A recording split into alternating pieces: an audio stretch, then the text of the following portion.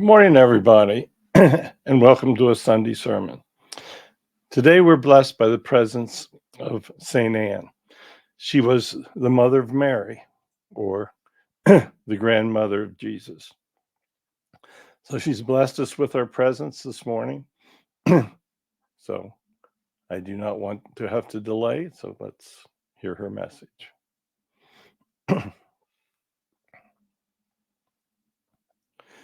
Hello, everyone, and God bless all of you. God bless everyone that listens to the words that Barry brings. Especially bless all of you that try to pass on his words and bring our messages to as many people as possible in these troubled times. I was the mother of Mary. God blessed me by allowing me to be her mother.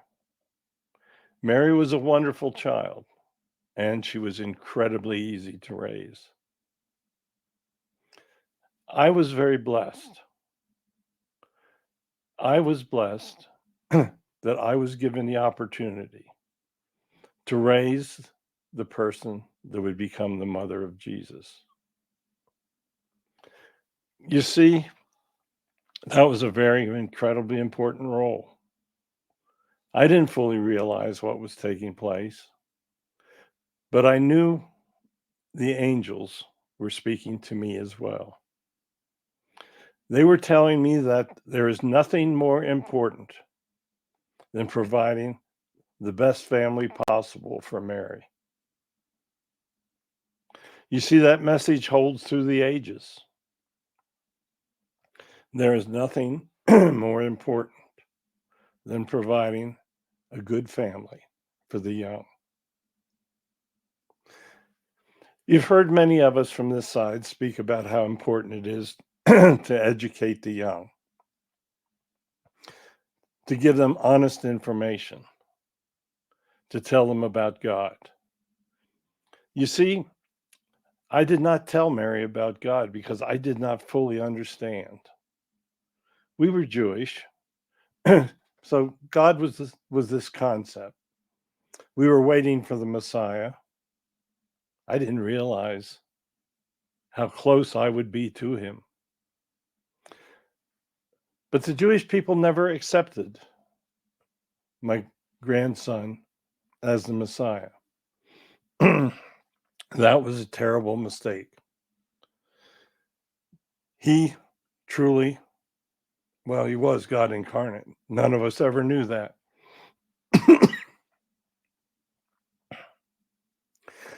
The family is the key to everything. It is the basis of structure that allows the child to learn. If you give that child a good foundation, it will thrive.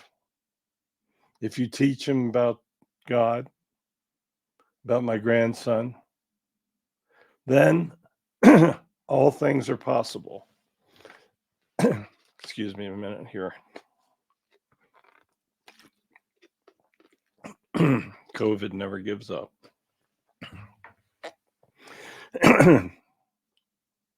Know this.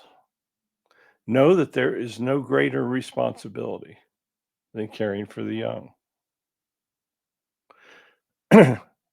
Now, in my day, we never considered killing the young in the womb. Today, it's commonplace. It makes us incredibly sad. You're taking a life and you're destroying a life plan. Your modern society seems to think that that's okay. It's not. You see, God would never tell you to take a life like that, especially an unprotected one. Stop and think, if I had aborted Mary, I could have changed the world. But it never, in my wildest dreams, occurred to me. When I found out that I was with child, I was delighted. I looked forward to her arrival. When I looked into her eyes when she was first born, I knew she was special. I didn't fully realize how special, but I knew that those eyes were something to behold. As she grew up, we did our best. Now, keep in mind, it was incredibly difficult times. We had to give her what little education we could because we weren't educated. We didn't know how to read. We could write a little bit, not much. So we were very limited in what we could do. But the one thing that we could do was show love. We could show her understanding. We could teach her everything that she could needed to know to go forth and become the most well-known mother of all time. Think about that. As we watch from over here, we see terrible things taking place. It was very difficult times we were born into. No sooner was my grandson born than Herod wanted to kill him. That was terrible. When my grandson was born, we went to Bethlehem to see him as well. So we were there when the angels told Mary and Joseph that Herod wanted to kill her son. We did what we could. We actually accompanied them to Egypt where they would be safe, and we stayed with them.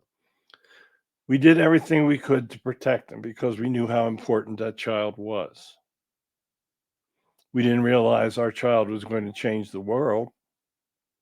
We really didn't know what the world was in that time. But we did know that he was going to do incredible things. And we supported him. It's your responsibility to support your family members, to give them guidance. You see, we were up in years when our grandson was born. We learned as much as we could through our lives. The angels would come to us. We watched Mary grow into this magnificent woman. We watched as she met Joseph, and we realized that they would make a wonderful couple. We did all the things that we could do to support her, not to undercut her. You see, we had guidance, but all of you sitting out there have guidance if you ask for it as well.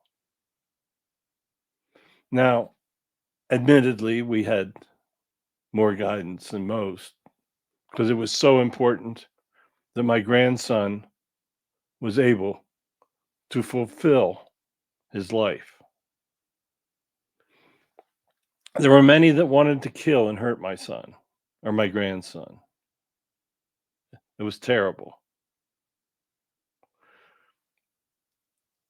My grandson and daughter were an incredible combination. When Jesus was born, the look in my daughter's eyes was unbelievable. My daughter is the personification of love. She showed that love every day of her life. She did what God wanted her to do, and she raised a child that changed the world.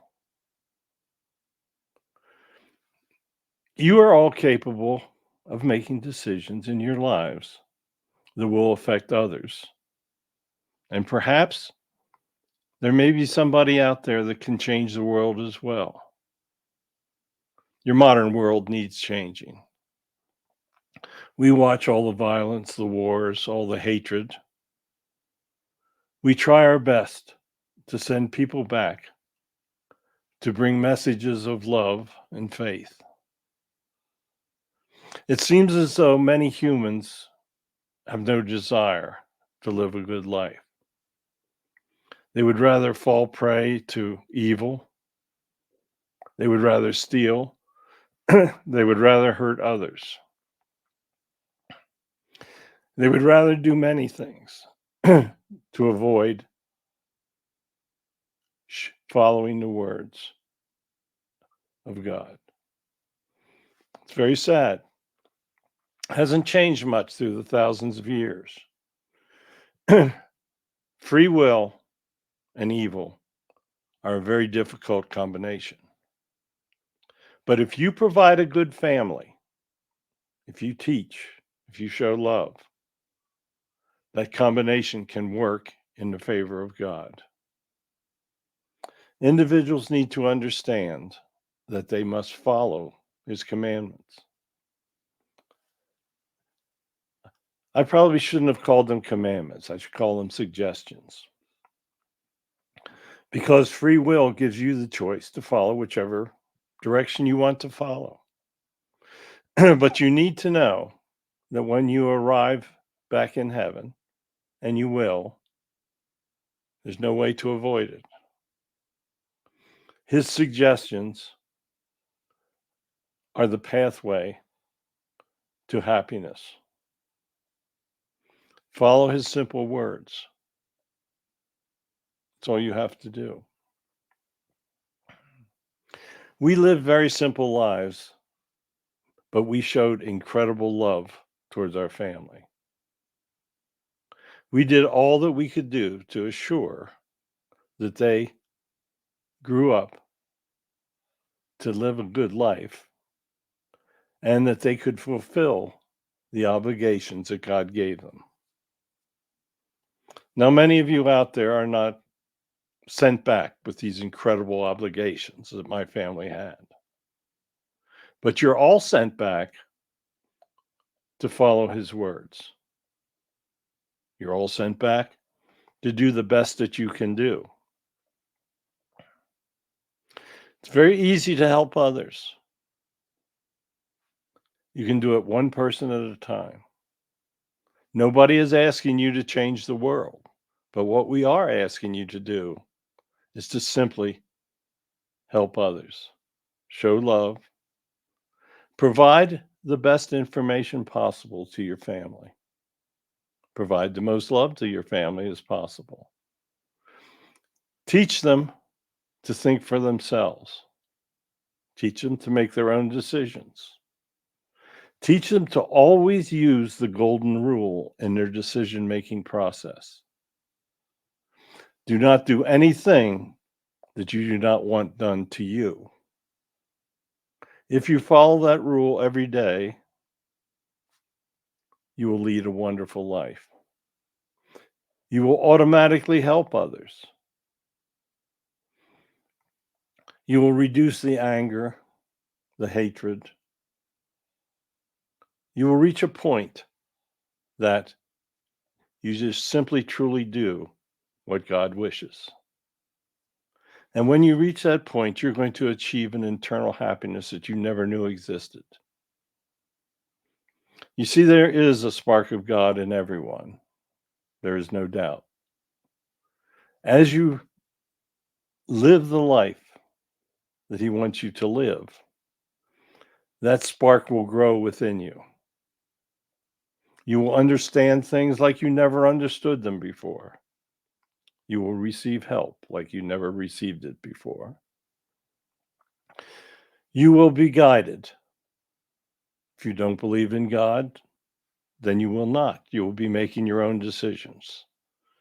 You may base those decisions on what your peers are doing. You may base those decisions on what evil people are doing. You may base those decisions on greed, on hatred, on many things, on ego. You see, you must learn to rise above those problems. Very simple to do. But it all starts with the family.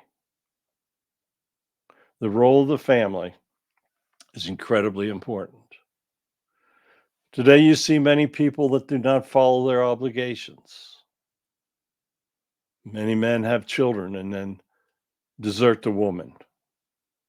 That is a cardinal sin. When you return, your guides will speak to you about that, and there will be karma and repercussions. If you desert your family, perhaps in your future life, you will be deserted. So you will know what it is like. It is very, very important that husbands and wives are available for their children. Children need discipline, children need direction, and children especially need love. So my great contribution was the family that allowed Jesus to be born. Mary followed our direction and made her own incredible decisions. She is the most loved woman ever to walk the earth, and that's saying a lot. So go out and do what you can for your family. Never fail them. Show them the way, and they will do well. So thank you for allowing me to come through this afternoon or this morning. Thank you for allowing me to speak again. Thank you for allowing me to speak of the importance of family. So I know that my grandson is blessing all of you. I know that he is here with us, and I hope that you can feel his presence as well. So goodbye. Have a blessed week. I hope that my words have been of some service. Thank you so much, Anne. Sorry, my voice is still messed up a little bit. Anyway, thank you for joining us this morning. I hope that you enjoyed and took to heart this wonderful message. No one would know better about family than the Mother of Mary. So goodbye. I know God has blessed all of you. We will be back again next week. Goodbye.